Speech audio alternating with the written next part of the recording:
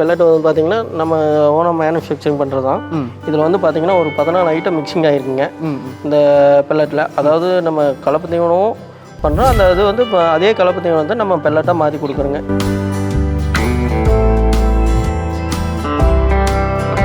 செலவும் கொஞ்சம் கம்மியாகுது. ரெண்டாவது வந்து பார்த்தீங்கன்னா பால் அதிகமாகிறதுக்கு நம்ம இந்த பெல்லட் கொடுத்துருக்குங்க.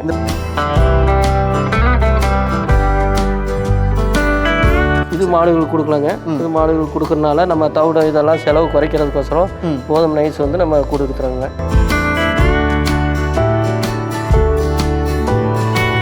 ஃபைபர் அதிகமாக இருக்கிறதுனால நமக்கு அந்த மாடுகளுக்கு அசை போடுறதுக்கும் நல்லா இருக்குங்க. ஏலத்தோட யூஸ் பண்ணுவோம், அதான் கோதுமை போட்டு யூஸ் பண்ணுவோம்.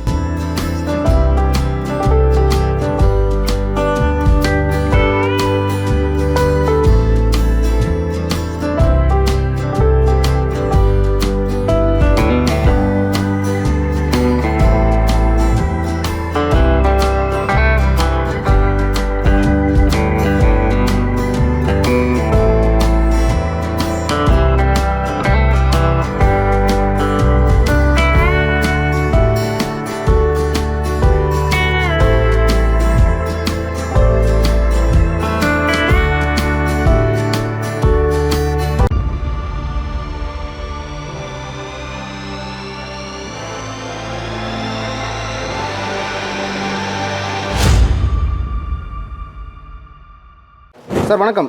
சார் வணக்கம் சார். எப்படி இருக்கு சார்? நல்லா இருக்கீங்களா? நல்லா இருக்குங்க சார். சார் நம்ம லாஸ்ட்டாக வீடியோ பதில் வந்து பார்த்தீங்கன்னா சைலேஜ் பற்றி பார்த்துருந்தோம். அந்த சைலேஜ் பிஸ்னஸ் இப்போ எப்படி போயிட்டு இருக்குங்க சார்? நல்லா போயிட்டு இருக்குங்க சார். நிறைய ஊருக்கு ட்ரான்ஸ்போர்ட் பண்ணிட்டு இருக்கீங்களா? ஒரு எத்தனை டன் போயிட்டு இருக்கு? எங்கெங்கெல்லாம் எடுத்துக்கிட்டு இருக்காங்க? இப்போ பார்த்தீங்கன்னா நம்ம தமிழ்நாடு பண்ணிட்டு வந்தோம். உங்கள் வீடியோ போகிறதுக்கு அப்புறம் கேரளா, ஆந்திரா, கர்நாடகா ஆல் ஸ்டேட்டுக்கு நல்லா போயிட்டு இருக்குங்க. சரிங்க சார். எங்கே கேட்டாலும் எல்லாமே போட்டு விட்ருங்க. பார்சல் ஐட்டங்களும் போட்டு விட்ருவோம். இல்லை வண்டி அரேஞ்ச் பண்ணி அனுப்ப சொன்னாலும் அனுப்பி விட்ருங்க. சரிங்க சார். இப்போ அடுத்ததான் நீங்கள் வந்து மாடுகளுக்கு வந்து அடர் தீவனம் வந்து நீங்களே ஓனாக மேனுஃபேக்சரிங் பண்ணி மக்களுக்கு வந்து கொடுக்குறதா சொல்லியிருக்கீங்க. ஆமாங்க. ஸோ அதை பற்றி பார்த்துடலாம். அதுக்கு முன்னாடி உங்களை பற்றி ஒரு சின்ன அறிமுகம், உங்கள் பேர், நம்ம எங்கே இருக்கோம் என்னன்னு சொல்லிடுங்க. என் பேர் வந்து ஜெயக்குமாருங்க. இப்போ திண்டுக்கல் மாவட்டத்தில் பழனி வட்டத்தில் நம்ம இருக்கிறோங்க. இப்போ நம்ம ஃபேக்ட்ரி பார்த்தீங்கன்னா கணபதி நகருங்கிற இடத்துல நம்ம பண்ணிகிட்டு இருக்குங்க.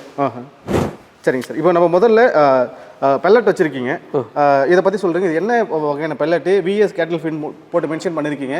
100% இயற்கையானது அப்படின்னு சொல்லி மென்ஷன் பண்ணியிருக்கீங்க. இதை பற்றி கொஞ்சம் சொல்லிவிடுங்களேன். இப்போ பார்த்தீங்கன்னா இந்த பெல்லட் வந்து பார்த்தீங்கன்னா நம்ம ஓனாக மேனுஃபேக்சரிங் பண்ணுறது தான். இதில் வந்து பார்த்தீங்கன்னா ஒரு 14 ஐட்டம் மிக்சிங் ஆகிருக்குங்க இந்த பெல்லட்டில். அதாவது நம்ம கலப்பு தீவனமும் பண்ணுறோம், அந்த இது வந்து அதே கலப்பு தீவனம் வந்து நம்ம பெல்லட்டாக மாற்றி கொடுக்குறோங்க. இது மாடுகளுக்கு கொடுக்கும்போது என்ன ஆகுன்னா செலவும் கொஞ்சம் கம்மியாகுது. ரெண்டாவது வந்து பார்த்தீங்கன்னா பால் அதிகமாகிறதுக்கு நம்ம இந்த பெல்லட் கொடுத்துருக்குங்க. இந்த பெல்லட்டோட சைஸ் என்னதுங்க? இது பெல்லட்டோட சைஸ் வந்து இது 4mm பெல்லட்டு. ஒரு நேரத்துக்கு வந்து பார்த்தீங்கன்னா ஒரு 10 லிட்டர் பால் கறக்கிற மாடு இருக்குது, ஒரு நேரத்துக்கு வந்து 5 லிட்டர் பால் கறக்கிற மாடு இருக்குது. ஸோ அந்த மாடுகளுக்கெல்லாம் எவ்வளோ கொடுத்தா சரியாக இருக்கும்? இது மாடுகளுக்கு இது கொடுக்கும்போது பார்த்தீங்கன்னா பெல்லட் கொடுக்கும்போது நம்ம 1 லிட்டர் பாலுக்கு வந்து ஒரு 400 கிராம் அந்த மாதிரி கணக்கு வச்சு கொடுத்துக்கலாங்க. ஒரு 10 லிட்டர் கறக்குதுன்னா இது ஒரு 4 கிலோ கொடுக்கலாங்க. சப்போஸ் இது ஒன்று நம்ம கலப்பு தீவனம் அதெல்லாம் கொடுக்கும்போது என்ன ஆகுனா இதை வந்து நம்ம குறைச்சி கொடுத்துக்கலாங்க. இப்போ நம்ம இதை வந்து பார்த்துட்டோம். இதுக்கான எக்ஸ்பைரி டேட்னு எதாவது இருக்குங்களா? இது எக்ஸ்பீரியன்ட் இல்லைங்க. நம்ம இது பார்த்தீங்கன்னா இது நல்லா கூல் அண்ட் ட்ரை பிளேஸில் வச்சுட்டாலே போதுங்க. இது கிடாதுங்க, நமக்கு கிடாதுங்க. ஆமாங்க. ஸோ இது வந்து எத்தனை நாள் வச்சுருந்தா கிடாது அப்படின்னு சொல்லியிருக்கேன். பட் அதை வைக்கிறது நம்ம வந்து பக்குவப்படுத்தி வைக்கணும், பதப்படுத்தி வைக்கணும் அப்படின்ற மாதிரி சொல்லியிருக்கீங்க. பட் இதெல்லாம் நம்ம தேவைப்படுறப்ப எடுத்துக்கலாம் இல்லைங்களா? எடுத்துக்கலாம். சரிங்க.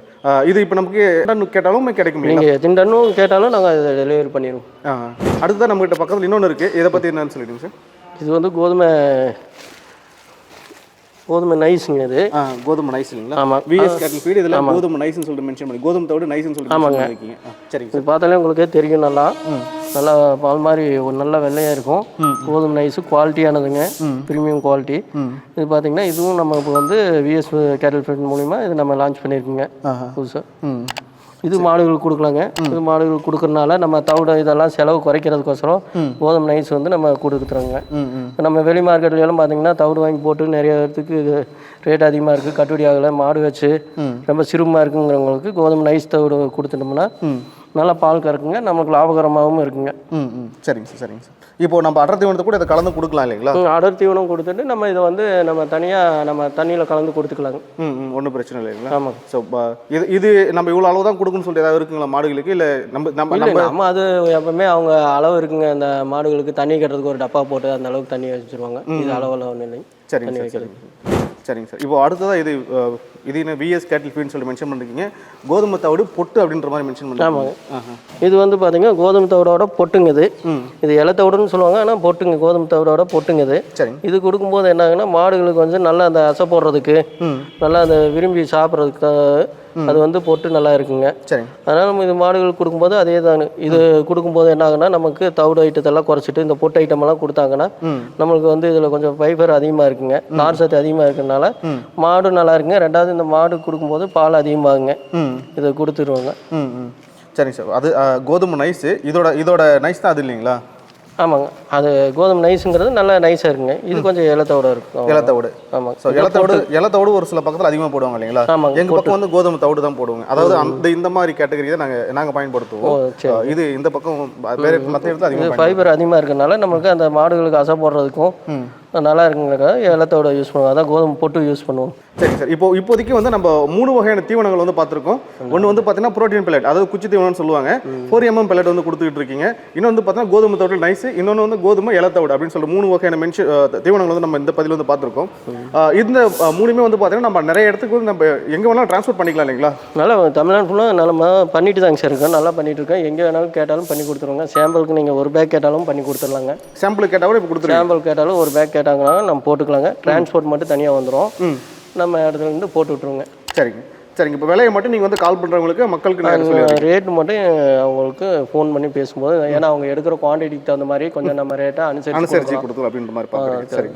இந்த தீவனங்கள் வந்து பார்த்தீங்கன்னா சாப்பிட்டுச்சுன்னா மாடுகள் வந்து பால் வந்து அதிகமாக கறதான பாசிபிலிட்டி இருக்குது. மாடு நல்லா ஆரோக்கியமாக இருக்கும் இல்லைங்களா? கண்டிப்பாங்க. இது சாப்பிடும்போது மாடுகளுக்கு நமக்கு ஆரோக்கியமாகவும் இருக்கும். ரெண்டாவது பார்த்தீங்கன்னா சத்துள்ளதாக தான் நம்ம கொடுக்குறோங்க. அதனால பால் அவங்களுக்கு மெயின் என்னன்னா மாட்டுக்கு பால் அதிகமாகணும். நமக்கு அதுக்கு தகுந்த மாதிரி செலவு பண்ணாலும் பிரயோஜனமாக இருக்கணுங்கிறதுனாலே நம்ம அதுக்கு தகுந்த மாதிரி பண்ணிட்டு இருக்கோம். சரிங்க சார். நம்ம அடுத்த பதிவில் கலப்பு தீவனத்தை பற்றி தெளிவாக பேசிடலாம். அதில் வந்து கலப்பு தீவனத்தில் என்னென்ன வகையான மூலப்பொருட்கள் வந்து கலக்குறீங்க, அதில் வந்து எவ்வளோ ப்ரோட்டீன் இருக்குது, அதை போட்டால் மாடுகளுக்கு வந்து பாலோட அளவு வந்து எப்படி இருக்கும், மாடுகளோட அந்த உடலை இந்த ஷைனிங் எல்லாம் வருமா என்ன எதுன்னு சொல்லிட்டு நம்ம தெளிவாக பார்த்துடலாம்.